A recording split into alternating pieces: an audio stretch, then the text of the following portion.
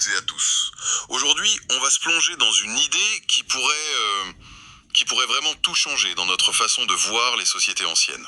Hum, On va explorer les travaux du chercheur Safa Katchmaz, qui propose une relecture, et le mot est faible, radicale de leurs symboles. c'est ça. L'idée centrale, elle est assez simple, mais elle est vertigineuse. Et si l'animal, l'arbre, la montagne, si tout ça en fait, c'était pas du tout de la mythologie, Non, mais simplement une carte. Une carte très très concrète de l'organisation sociale de l'époque. c'est une perspective qui va vraiment à contre-courant des décennies d'interprétation académique. Ah oui, complètement. Le réflexe, assez souvent été de dire que ces cultures étaient primitives, qu'elles avaient une mentalité magique un peu. Un peu enfantine, oui. Voilà. Alors que la thèse de Katchmas, c'est tout le contraire. Elle postule que ces sociétés étaient extraordinairement rationnelles, simplement elles utilisaient un langage que nous, on a un peu désappris à lire. D'accord. Donc notre mission aujourd'hui, c'est un peu ça. Essayer de décoder cette lecture qu'il appelle sociogonique, Sociogonique, c'est-à-dire une lecture qui cherche dans les symboles la genèse, l'ADN des structures sociales. D'accord, alors, allons-y, entrons dans ce décodage. Le premier grand symbole, le plus évident peut-être, l'animal. Oui, Quand on pense à des sites comme Göbekli Tepe, on est submergé par ces figures animales partout, gravées dans la pierre. L'interprétation classique, c'est d'y voir un panthéon, des dieux animaux. exactement. Des esprits, de la nature, ce genre de choses. Et c'est là que Katchmas y propose le premier grand changement de logiciel. Sa thèse est presque déconcertante de simplicité. Animal égale unité sociale. Animal égale unité sociale. Voilà. Pour bien comprendre, il faut revenir au concept de totem. Mais il faut oublier l'image un peu folklorique du masque sculpté. D'accord. Ici, le totem, c'est l'identité même du groupe. Une communauté de chasseurs-cueilleurs ou de pasteurs, elle ne se compare pas à un animal. Elle est cet animal. C'est son nom, son emblème. Son acte de naissance sociale, en quelque sorte. C'est tout à fait ça. Attends.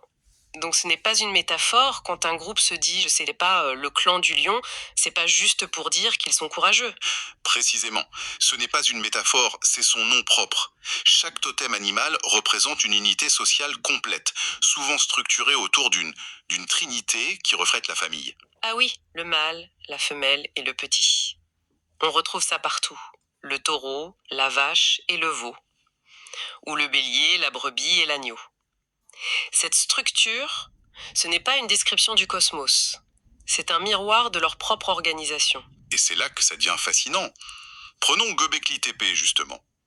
On nous a toujours dit que ces piliers gravés d'animaux, c'était un panthéon de dieux. Oui, Mais avec cette clé de lecture, ce n'est plus un temple, c'est une sorte de parlement préhistorique. voilà, c'est une excellente image. Le lieu de rendez-vous des grands clans de l'époque. Le clan du taureau, celui du lion, celui du renard. L'architecture devient la signature d'un traité d'alliance. Et le plus incroyable, c'est qu'un détail vient appuyer cette thèse de manière très forte. C'est l'absence quasi totale de symboles végétaux sur le site. Ah oui, c'est vrai. C'est une signature archéologique. Ça nous crie qu'on a affaire à une confédération de sociétés de chasseurs, avant la grande révolution agricole. Et ce code, il se poursuit des millénaires plus tard dans les textes sumériens. Comment ça? Quand le roi Shulgi déclare « Je suis un lion, né d'un dragon », il fait pas de la poésie. Il énonce son pédigré social. J'appartiens au clan du lion, qui est lui-même issu d'une lignée plus ancienne, celle du dragon. Et Enkidu dans l'épopée de Gilgamesh, qu'on décrit comme un homme sauvage issu d'une lignée d'ânes sauvages. Pareil, c'est pas une insulte pour dire que c'est une brute, c'est son passeport. Ça veut dire qu'il vient d'une communauté de pasteurs nomades dont le totem est l'âne sauvage. On passe d'une description littéraire à une fiche d'identité sociologique. D'accord, mais est-ce qu'on ne risque pas de tomber dans l'excès inverse? En voulant tout rationaliser, est-ce qu'on ne nie pas toute la dimension spirituelle, poétique de ces sociétés? Un roi qui se dit lion, c'est forcément aussi pour l'image de force et de puissance, non? Les deux lectures ne pourraient-elles pas coexister? C'est une excellente question. Et Katzmaz ne nie pas qu'une dimension symbolique s'ajoute par-dessus. Mais il soutient que le socle, la signification première, est sociale. D'accord. La métaphore de la force vient après, une fois que l'identité du clan lion est établie. L'erreur, selon lui, c'est de ne voir que la métaphore et de manquer l'information de base qui est politique et sociale. C'est comme regarder un drapeau et ne voir qu'un joli dessin. C'est exactement ça, en oubliant qu'il représente avant tout une nation, un peuple, un État. C'est dingue. Ça veut dire que quand on lit dans la Bible l'agneau est le Seigneur des seigneurs et le roi des rois, ce n'est pas seulement une image de douceur qui triomphe. Non, C'est potentiellement le bulletin d'information de l'époque qui annonce qu'un clan, le clan de l'agneau, vient de prendre le pouvoir sur une coalition d'autres groupes. on passe du mythe à la chronique politique. Ça change absolument tout à la lecture. La lecture devient beaucoup plus concrète, plus matérielle, oui. Donc cette logique de l'animal totem, ça marche très bien pour des sociétés de chasseurs ou de pasteurs. Mais que se passe-t-il quand ils se sédentarisent, quand ils se mettent à cultiver la terre? Hmm, Est-ce que leur langage symbolique évolue? J'imagine que c'est là que l'arbre entre en scène. exactement. Le passage à l'agriculture, c'est une révolution économique et sociale. Et donc, elle s'accompagne d'une révolution symbolique. Logique. L'apparition des totems végétaux, l'arbre, le fruit, le grain, signe l'émergence de la société agricole. L'arbre, du coup, il cesse d'être un simple élément du décor pour devenir le pilier. Le pilier de l'univers, l'axe du monde. Justement, non, pas le pilier de l'univers, mais le pilier de la nouvelle société sédentaire. Il symbolise la propriété de la terre, la production, la lignée, et donc la pérennité de la communauté. Et là, l'exemple qui vient tout de suite, c'est le jardin d'Éden. La toute première interdiction dans la Torah, c'est pas le meurtre, c'est pas le vol. Non, C'est la consommation d'un fruit. C'est quand même étrange, non? c'est fondamental. Dans la lecture de Kajmaz, ce n'est pas un dilemme moral abstrait sur la connaissance du bien et du mal. C'est l'instauration d'une règle sociale fondatrice liée à la nouvelle organisation agricole. D'accord. Et il pousse l'analyse très très loin en suggérant une correspondance symbolique entre le fruit et l'enfant. C'est-à-dire? C'est une interprétation audacieuse, je le reconnais.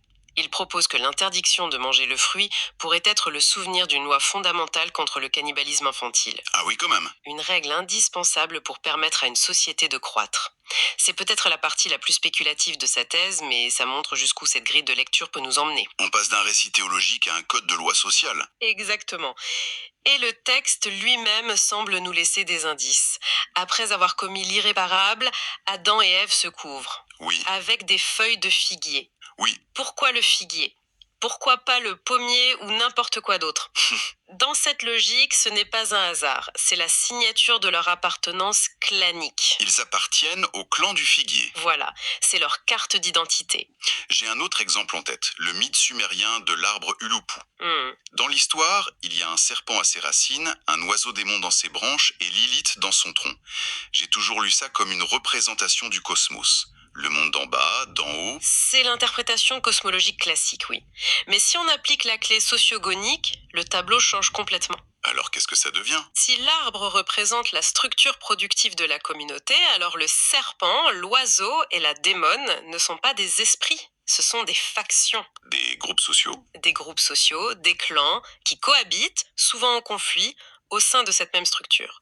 Le mythe ne raconte pas la création d'univers, il raconte une crise politique au sein de la cité. L'arbre de vie devient donc l'arbre de la vie sociale. C'est fascinant. C'est ça. Et quand on prête serment sur un olivier ou un figuier dans les textes anciens, Ce n'est pas un acte de paganisme, c'est un serment prêté sur les fondements même de l'ordre social que ces plantes représentent. C'est jurer sur l'économie, sur la propriété, sur la loi qui garantit tout le système. c'est l'équivalent de jurer sur la Constitution. Pour quelque sorte, oui. Voir qui organise tout ça. Le QG, quoi. Hmm. Est-ce que c'est ça, la fonction cachée de la montagne? C'est le troisième pilier de ce langage. La montagne, qu'on imagine toujours comme ce lieu mystique de la rencontre avec le divin, aurait une signification bien plus terrestre. La thèse, c'est montagne égale temple égale centre institutionnel. Là, ça me paraît être un grand saut. Comment une formation géologique peut être un bâtiment? Il faut des preuves solides, là. La preuve est dans la langue elle-même. En sumérien, le mot qui désigne le temple principal de la cité, c'est Écure. Écure. Littéralement, Écure, ça veut dire maison de la montagne. Ah oui, d'accord. L'équation est là, noir sur blanc, dans leur propre vocabulaire. La montagne n'est donc pas d'abord un relief géographique, mais le nom qu'ils donnent au bâtiment central où se concentrent la loi, l'administration, le pouvoir. Ah, sans cercle, ça veut dire que quand les textes sumériens parlent de la montagne dans l'île, le grand dieu, ils ne parlent pas d'un vrai sommet dans les montagnes rurales. Non, il parle de son temple au cœur de la ville de Nippur. Et les textes sont parfois d'une clarté confondante. Les cylindres du roi Gudea, qui décrivent la construction d'un temple, disent explicitement le temple Eninu est sa grande montagne. Ce n'est pas une comparaison. C'est une définition. Et dans le contexte biblique, est-ce que ça fonctionne aussi? Le mont Sinaï, où Moïse reçoit la loi, le mont Sion à Jérusalem? La logique s'applique parfaitement. Selon cette lecture, ce ne sont pas de simples montagnes choisies pour leur altitude, comme si on était plus près de Dieu dans le ciel. Non. Ce sont les noms donnés aux centres architecturaux et politiques de l'Alliance des tribus. La loi n'est pas donnée sur une montagne parce qu'elle est plus proche des nuages, Non. mais parce que la montagne, c'est-à-dire le centre institutionnel, est le lieu où la loi est créée et promulguée. C'est exactement ça. On peut même remonter encore plus loin, l'architecture de Göbekli Tepe. Ces fameux piliers en T, ils dessinent une sorte de plan en forme de croix, de signe plus. Oui, et Kashmaz y voit une représentation des 4 coins du monde, ou Charmer en turc, qui signifie les 4 clous, les 4 piliers. D'accord. Et ce qui est fascinant, c'est que ce ne serait pas une description du cosmos, mais le plan d'un système d'alliance entre 4 groupes fondateurs. Ah, c'est très concret. Très concret. Et ça donne un sens justement à une expression turque encore utilisée aujourd'hui, Dunyan Çivisi Çıktı, ça veut dire le clou du monde a sauté. En gros, c'est l'apocalypse, tout s'effondre. Et cette expression pourrait être l'écho lointain de la rupture de cette alliance politique. Voilà, la rupture de cet ordre social fondamental, Alors si on résume, en suivant cette grille de lecture, on a un système d'une cohérence. remarquable. C'est le mot. Les grands symboles anciens ne sont plus des énigmes mystiques. Ils deviennent un langage limpide qui décrit l'organisation sociale, les alliances, l'économie. C'est exactement ça. On peut poser les équations clés. Totem animal égale unité sociale de chasseur-pasteur, totem végétal égale unité sociale agricole, et la montagne est le temple, le centre du pouvoir. Cette approche, elle ne fait pas que traduire quelques mythes, elle transforme notre vision d'histoire ancienne. On passe d'un recueil de croyances un peu poétiques et rationnelles à une chronique sociale et politique extrêmement structurée. Et ça pulvérise au passage le concept de mentalité primitive. Complètement. La conclusion, au fond, c'est que ce ne sont pas les anciens qui étaient primitifs, c'est nous qui avons oublié comment lire leur langage. C'est nous qui projetons nos catégories. On projette nos propres catégories, oui. Notre séparation stricte entre le religieux, le politique, l'économique. Pour eux, tout ça formait un tout, et leur langage symbolique en était le reflet direct. On a perdu la clé de ce code ultra concret. Et cette relecture, elle a des implications qui dépassent l'archéologie. Elle s'infiltre jusque dans notre quotidien, même dans nos assiettes. Oui, Safa Katzmaz applique cette logique aux interdits et aux rituels alimentaires, qui seraient des fossiles de ces anciennes divisions sociales. c'est là que la théorie devient la plus vertigineuse, parce qu'elle touche à l'intime.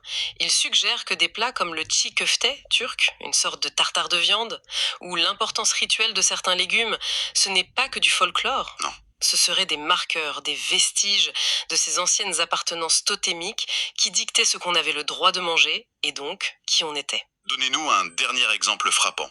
Prenons la laitue. Pour un groupe, dans le culte d'Adonis en Mésopotamie, la laitue sacrée, elle est une incarnation du dieu. D'accord. Pour un autre groupe, les Yézidis, qui vivent dans la même région, la laitue est un tabou absolu, un aliment strictement interdit. La même plante, deux statuts radicalement opposés. C'est fou.